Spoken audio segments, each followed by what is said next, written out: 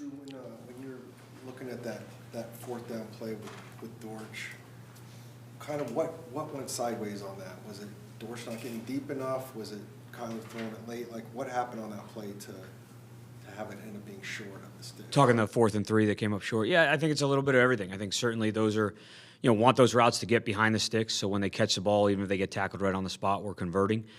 Certainly think, just from a progression standpoint, wish Kyler had gotten the ball there a little quicker because at one point he was just past the sticks. So I think it's a combination of both. And when both happen a little bit incorrect in a big situation, you end up short. When that decision is made, and obviously there's not a lot of time, how much is it analytics? How much is it instinct that analytics can't account for every game situation and all that? How much does all that go into that decision to go for it rather than the field goal? Yeah, I think you just hit it on. It's a huge combination of both of those things. I think analytics plays a big role of understanding the numbers, the mindset, where we are on the field, time on the clock, score, all of that. And then I think there is a decision that gets made based on those numbers, right? It's flow of the game, where we're at, who's got the ball in their hand, all how we've been up to that point. And I think JG and the entire staff do a great job of communicating that throughout a drive so that, as you said, it looks like, hey, we just decided to go for it right there, but that's something that's being communicated on first, second, and third down because it affects all the calls that happen before that as well, knowing, hey, you may have 4 downs if you get here, you may not. All those little things get communicated. I think JG and the staff do a really nice job of that and help me be ready for those events. JG kind of mentioned yesterday the 48-yard bomb in the first series. That the plan just went perfectly. He said that you had called for Kyler to throw to Rondell, and he did. Can you kind of just take us through that play and how it came to? Yeah, I mean, anytime you call a play, you kind of know the progression and where you're hoping the quarterback goes with the ball. So I definitely say that on the headset. Sometimes I'm right, sometimes I'm very wrong. It's nice that I don't have the ball in my hand and he does. So he obviously saw, a clean look in the back end. Post safety got a little low, and I kind of felt the same thing as it was developing, and he let it rip. And once the ball was in the air, felt like he gave him a chance, and obviously it was a great job by Rondell tracking that ball over the shoulder and making the play. So he was asked after the game about the 4th downs, and he said, "We just want to win. We're just trying to win the game." How do you sort of define that sort of answer? And how are you looking at it in terms of trying to win the game with converting 4th downs at those junctures? Yeah, it's a good question. I think the way I think about it, and I think we've talked a little bit about this, is before the decision was made, does the decision to go for it give us the best chance to win the game? Period. End of story, nothing more. So that could be 41, 51, 49. And if we feel like it's 51% chance to win the game by doing it one way, we're going to go that way every time. I think that's the biggest part of the analytics is when it's really close of having some instinct and feel and flow of the game because sometimes those numbers can switch a little bit. But I think those guys do such a great job of having those conversations and making sure they're making those decisions. And it's always about when we do this, we all believe this is the best chance for us to win the game. I said curious again on the field goal. Even if you make the first down, obviously there's no guarantee you're going to go forward and score a touchdown. Mm-hmm. And we saw in the Chiefs game last night what happened when they fumbled. They went for it on 4th and 1. So how much does that enter into that decision-making in terms of what to do with that pass? Yeah, it's a big part of it. And I think the other point is you may not get down there again, right? So there's that balance of, hey, we're down here, we got a chance to get 7. That takes the lead. 3, we're still behind, and we may not get down here. So all of that, I think, gets communicated. Part of it is already functioned into the analytics of, hey, possessions left in the game, all those little details. But it's a big part of it, and there's so much communication and information that goes into those decisions. It feels like since Kyler's come back, there's been less snaps taken under center. Why is that, and do you anticipate maybe him getting under center more going forward? Yeah, it's a game-to-game thing in a lot of ways, and I know we say that a lot. Certainly, he does a lot of things really well in the gun. I think it also creates a lot of indecision in the run game for the second and third level on the defense because he is a threat with the ball in his hand. I think you see that, and when you put him under center, you lose a little bit of that. But what you gain may be in other areas, So you saw him under center on some screens, a keeper, the run game, little things like that. So it's a balance, and to me, it's whatever we feel like makes it hard on the defense. It really, he did a really nice job when he's been under center, so I have no hesitations about that. Kyler has talked about trying to learn the footwork, how you guys kind of want to have him do that. Where is he in that, and is there a learning curve that he's struggling with a little bit that might slow what we might see on the field? I think there's certainly a learning curve. I would not say he's struggled with it. He's picked it up as fast, if not faster, than most of the guys that I've seen make the transition. I think he's doing a really nice job with it. The nice thing, too, and I know JG said this, he is the type of guy who can play with dirty feet at times when it's not clean, still is able to have, make the throws, put the ball where it needs to be placed.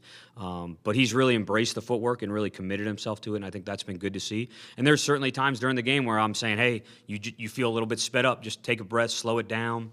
I think we both felt like that during the games at times, and he's done a really nice job of communicating that.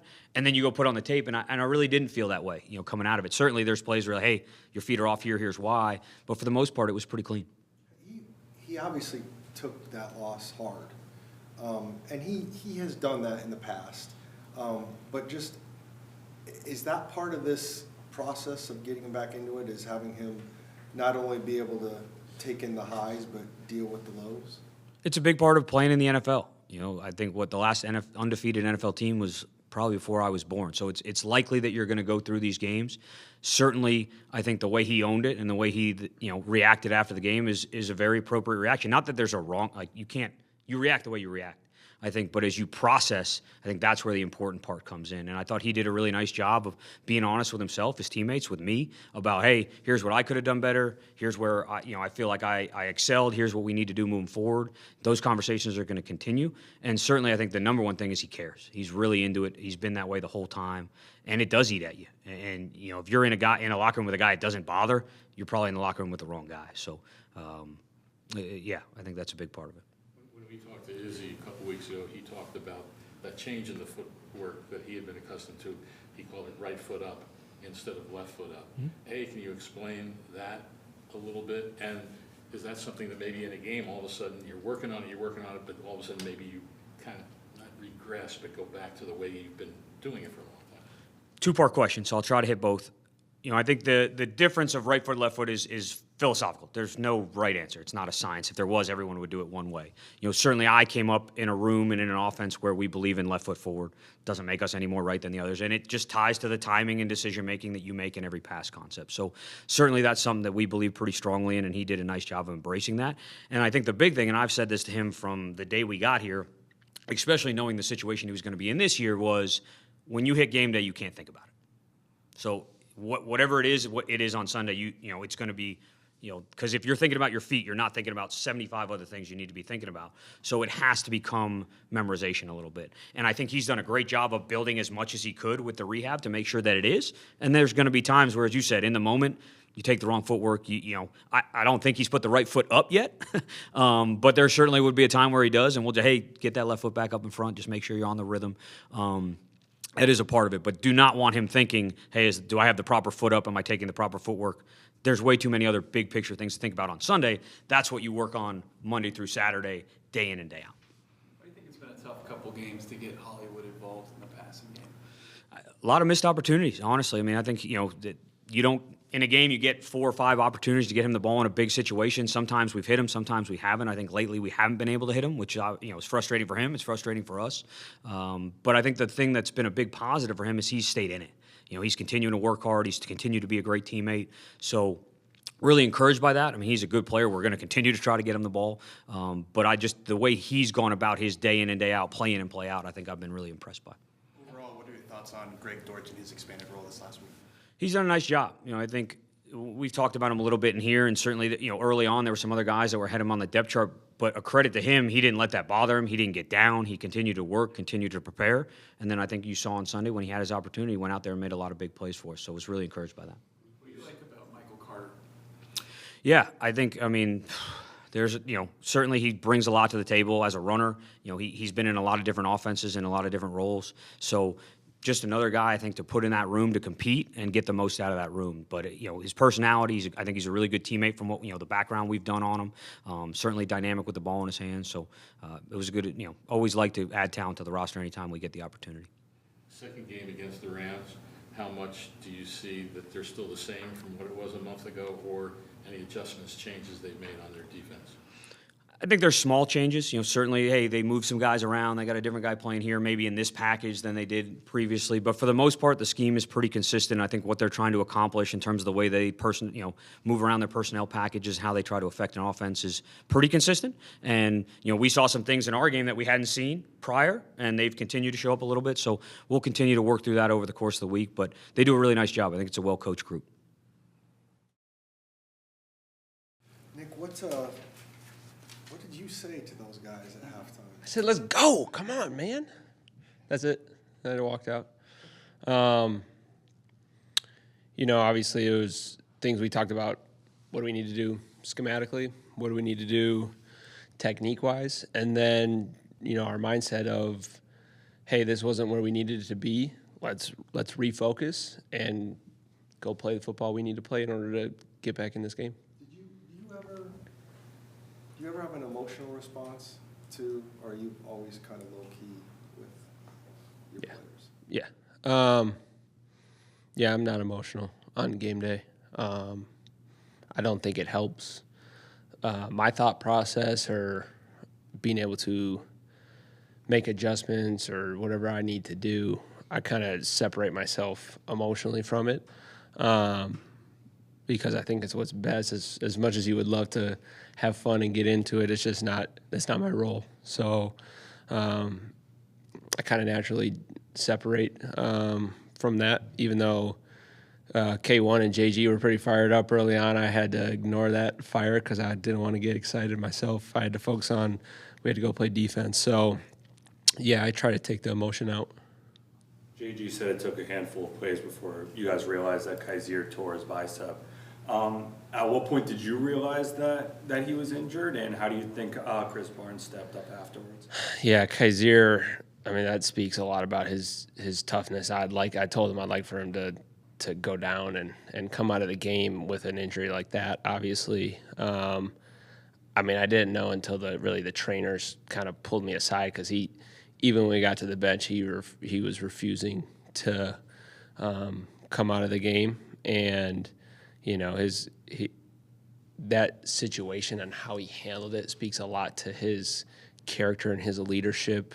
The guy he knew it could have been a serious injury at that point, and you didn't see him down. He was into the game. Talking about Chris had that interception. You see Kaiser on the sideline going crazy, excited, running down with him. Kaiser, he didn't even want to come out of his pads at halftime. That's the kind of guy he is. So he is a true leader. And his character is resilient. I know he was down, deep down, and he didn't show it. So I appreciate that about him. That's why he is one of our captains. He displayed that leadership quality. And then, when Chris went in, Chris did a great job. And I'm not surprised by that one bit because Chris prepares as detailed as anybody. He prepares mental reps when he doesn't get the reps that he gets, he maximizes in practice. And, Chris has played a lot of good football over his career in the NFL. And so when he got in, it was smooth for him. And he went on and made some plays. So I was very pleased with that. And I'm not surprised that was the result with how he prepares on a week-to-week basis. What were your thoughts on Woods just taking over the green dot, and how confident are you on him moving Very forward? confident. He did a great job. I know he was a little tired. I think he realized when you have to give all that communication between plays, that's actually very tiring as well. But Josh does a great job in practice of helping Kaiser communicate different things, whether it's in the huddle or after we break the huddle at the line of scrimmage. So Josh is already very demanding and vocal, and a guy that helps run the defense with Kaiser. So when Kaiser went down, it was a very smooth transition for him. And, in practice, too, he also has an earpiece. Most of the linebackers have earpieces in practice.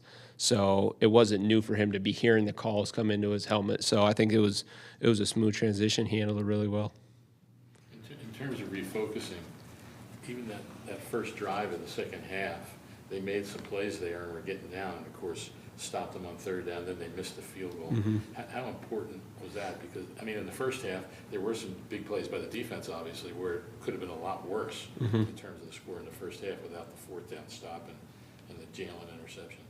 So you're saying just how big was it to get off the field on that drive? Yeah. Yeah, it was critical. We gave up too much in the first half that, we knew we needed to go out in the second half and really turn around our performance. And, getting off and not giving up points was critical just for where we were in the game. So, yeah, that was big that we ended up getting off. I wish we would have got off sooner. We kind of got them behind the sticks and let them out of it a little bit. But yeah, that was critical to eventually kind of hold them right at that field goal line, and we were fortunate enough they didn't make the field goal. With playing the Rams last month, and certainly they had some changes there in the backfield and all that, what do you see from them that's the same or different from when you played them last? Yeah, I think when they're clicking, they can play a complete game on offense. They're able to run the ball, and with that quarterback, they're always able to pass the football. So when they're clicking on all cylinders, you can see the success come for that offense. And looking back at our last game, we allowed them to click on all cylinders. They were able to establish a run game that opens up some things in the pass. So it's elite quarterback play, elite scheme, elite play caller, elite coaches, and so you have to be able to take away certain things that they're really good at, and if you let them get going in those fields, it opens up their whole playbook. When you play a division opponent for the second time, how much do you change just for the sake of change to make it new or break tendencies, et cetera? That can change week to week, or I should say division opponent to opponent, right? The second time you're playing people, it depends on how the first game went, depends on how long ago that was, without even looking at the opponent, you change defensively with maybe what you feel like you've gotten good at or things that you've kind of gotten away from. And so you're naturally going to be a little bit different.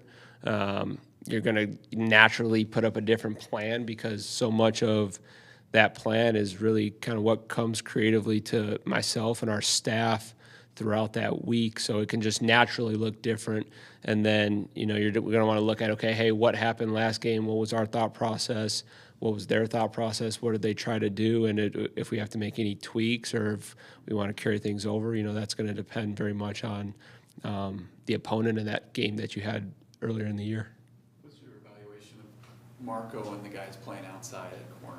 Yeah, I think like every position, there's some really good things in the game, and then there's things that we need to improve on. And no matter what, that's our mentality week to week. So, there's things that we need to get better at, and maybe even you'd say get more consistent at, because I see some really good things happen, and then whether it's the same coverage or the same techniques versus very similar routes, we didn't maybe have success with it. So, building that consistency throughout each position group, whether it's in the run or the pass game, is important that we establish that going forward. And in terms of that more consistency, is that what you're looking for also from the pass rush? Yeah, I think that obviously plays to what happens behind them on plays. Yeah, I think, everything that we look at is important, that there's consistency. That, like, when you look at that past game and where we didn't have success, it's layered, right? It's not just one thing or the other. There's a lot of elements to it, whether that was in the run game, whether that was in the pass game, on why they were able to hit big plays. Obviously, they hit way too many in that first half, and we knew that was an explosive offense. You needed to take away the explosives. So there's things throughout each position group. There's things throughout the scheme that need to get better as well. And so, I think it's a consistency on every level, like you said, pass rush for sure, in the run game for sure, in coverage for sure. The second level of coverage, third level of coverage, all of it. So it all plays a factor in it. With forcing 3 turnovers like you did the past game, and it kind of was quiet the previous games, are you confident that maybe this could kind of parlay into some success? I sure hope it does. It's hard to predict when those takeaways come. They usually come through good execution. And so good execution and awareness for the ball. You got to go attack the football, whether that's in the air or off the ball carriers. And so you got to continue to work that throughout practice.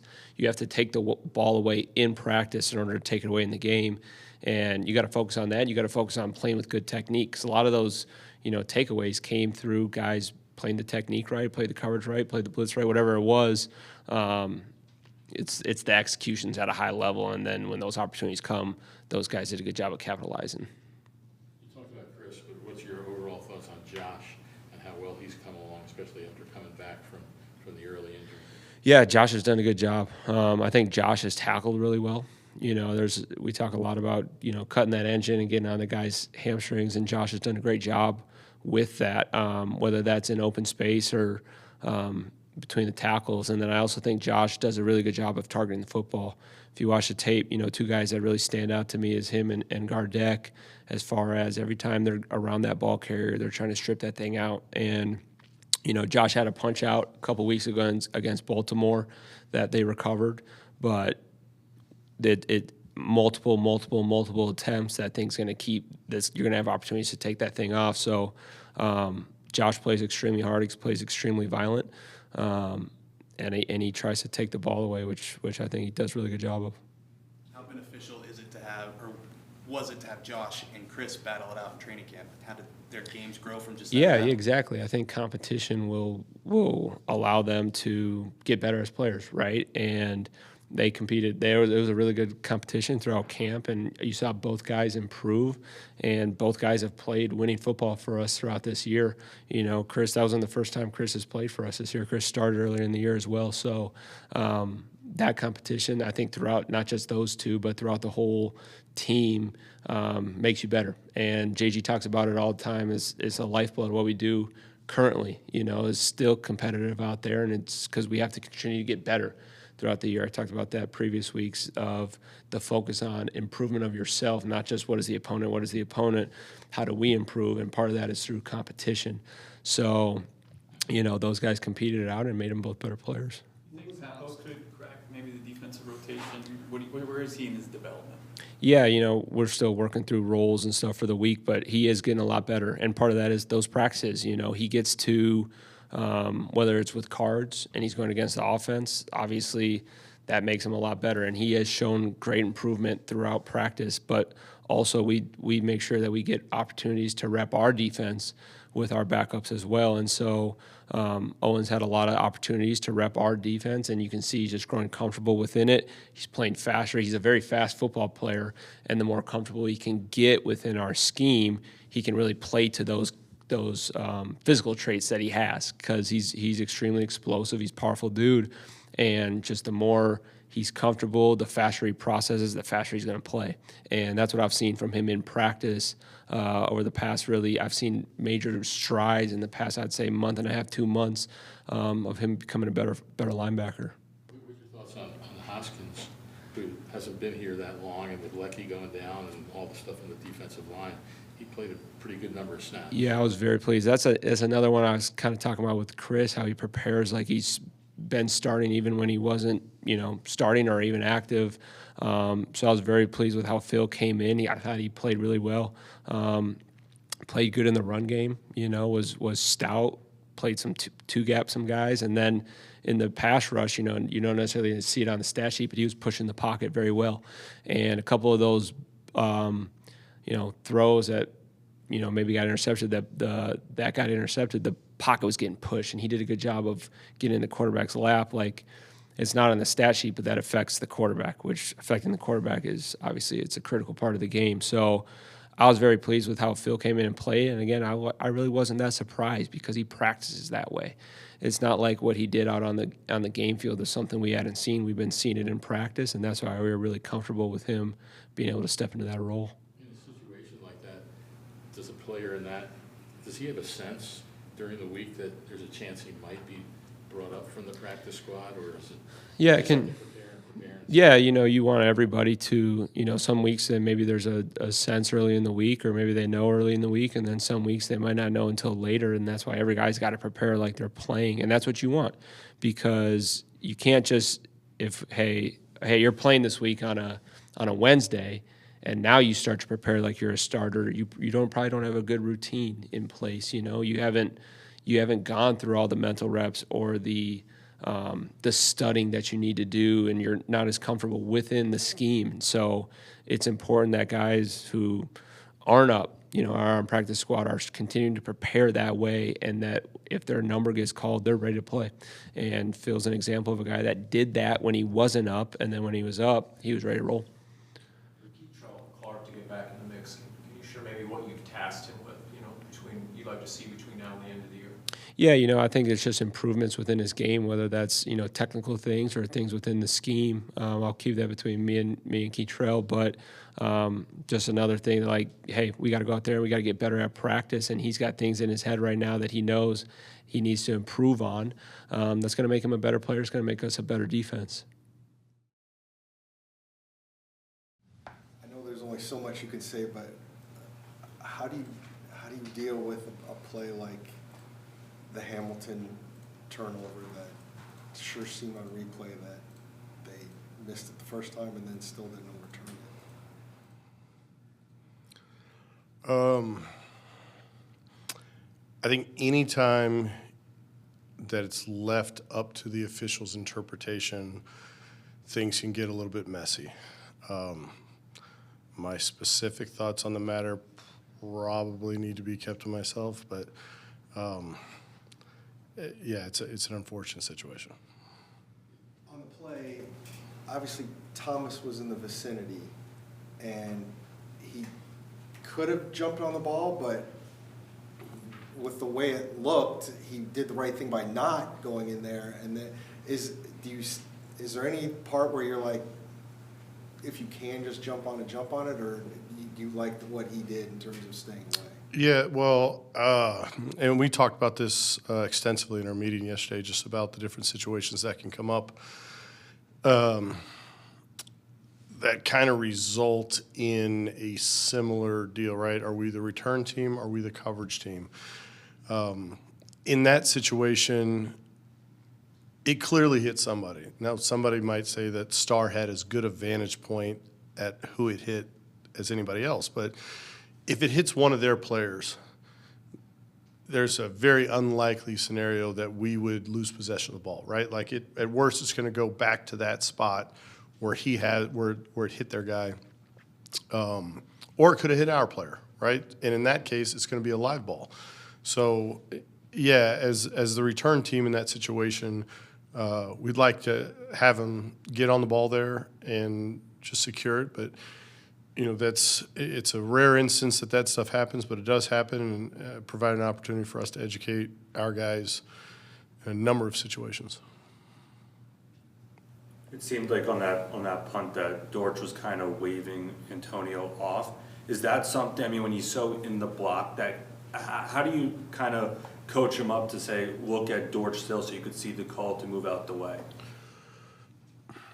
You really don't want your players who are blocking for the returner to be looking at the returner.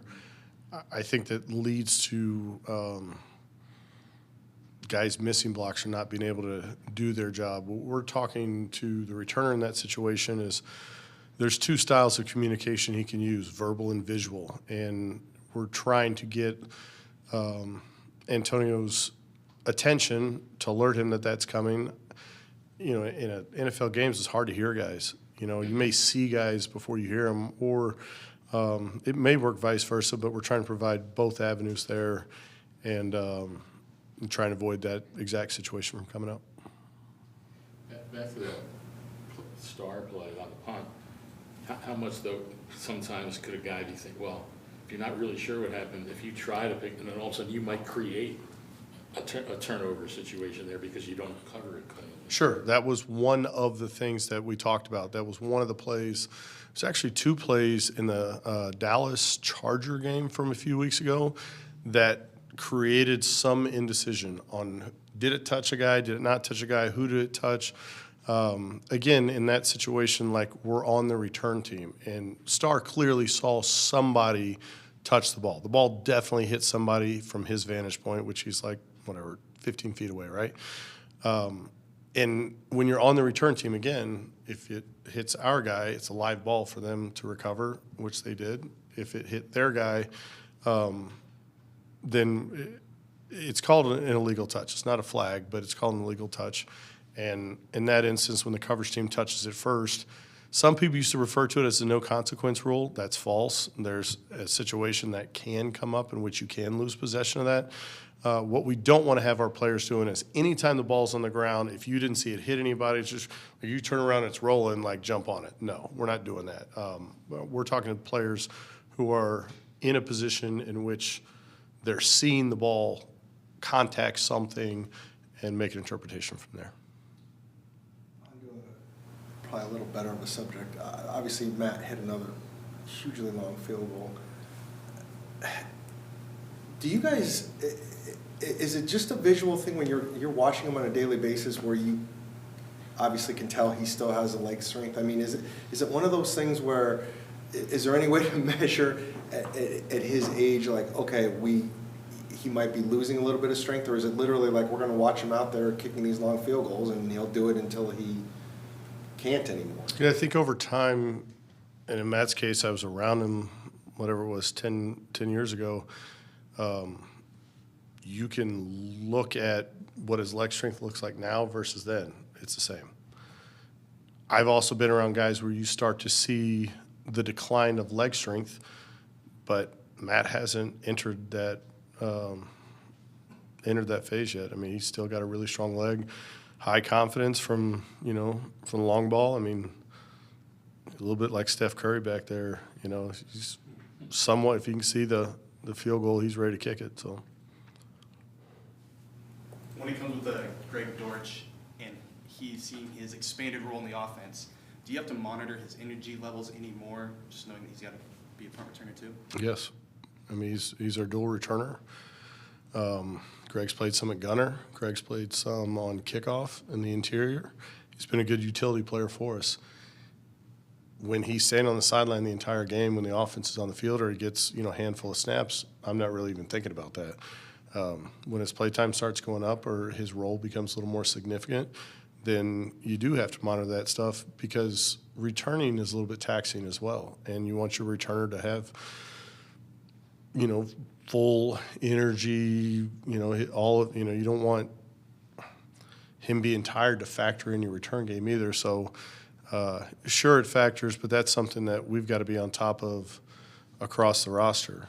When Chris Barnes goes in for Kaiser early in the game, you got to know what he's up on, and hopefully you've got somebody behind them trained well enough. You're not too deep on every phase. We are during practice, but once the inactives come out, there's no practice squad availability. This guy was inactive. It's kind of luck of the draw, and there's some guys who are kind of the 12th man in different phases. If we got somebody hurt out there, it'd be this guy. But if it's somewhere in here, it's this other guy. So, guys stepped in and did well there. But to answer your specific question about Greg, always got to be aware of that. And along those lines with Chris, but also with some of the other guys that you were missing last week, how do you think that you handled all those different changes and how they played on Sunday, even though there weren't that many opportunities? Yeah, there weren't a ton of plays. There was 18 special teams plays, and I think 6 of them were field goal block. However many kickoffs were, there was only 1 that got returned, so you're really talking about 2 punt plays and 2 punt return plays. I thought the guys filled in pretty decent, and I didn't think there was any noticeable things that came out of that, but, we've got to keep working on those guys and with those guys because there's still however many games left. There's going to be, there's probably somebody who's not even in the building right now who's going to end up playing meaningful snaps for us in some game down the stretch. So it's part of the job description, and we got to be on top of that. When it's 4th down, early in the 4th quarter, you have the option to kick the field goal there, go for it. Obviously, they went. But are you advocating for the field goal there? Is anybody asking you, we've already seen him hit one, let's ride with it again? Yeah, well, what I would say is I'm usually involved in the conversation, and whatever we are thinking as a club, whatever the head coach decides, there's usually a couple people somewhat weighing in, right? Like, hey, let's go for this. And the offense coordinator says, I don't have a play that works. Like, you're probably not going for it, right? Or if it's, hey, let's kick this, and your kicker's not in range, like that doesn't make sense either. So there's a number of different factors that go into that. Ultimately, it's the head coach's decision, and our job's kind of be prepared for whatever he decides. I didn't really have a strong feeling. You look at the way our offense is moving the ball, and at that point, how our defense was playing, and do you kick it? Do you go for it? Like, there's a lot of things that you could talk yourself into in that situation, and that was I didn't have a strong opinion on it. Have you ever heard an offensive coordinator when it's relatively 4th and short say, I don't have a play for that. No, not on 4th and short. But I've seen like the 2-point conversion, back from the 2-yard line, and all of a sudden you get a 15-yard face mask offensive call. So now you're at the 17. Now what are you doing, right? I mean, are you kicking it? Are you going for it? I've heard it, but not too often.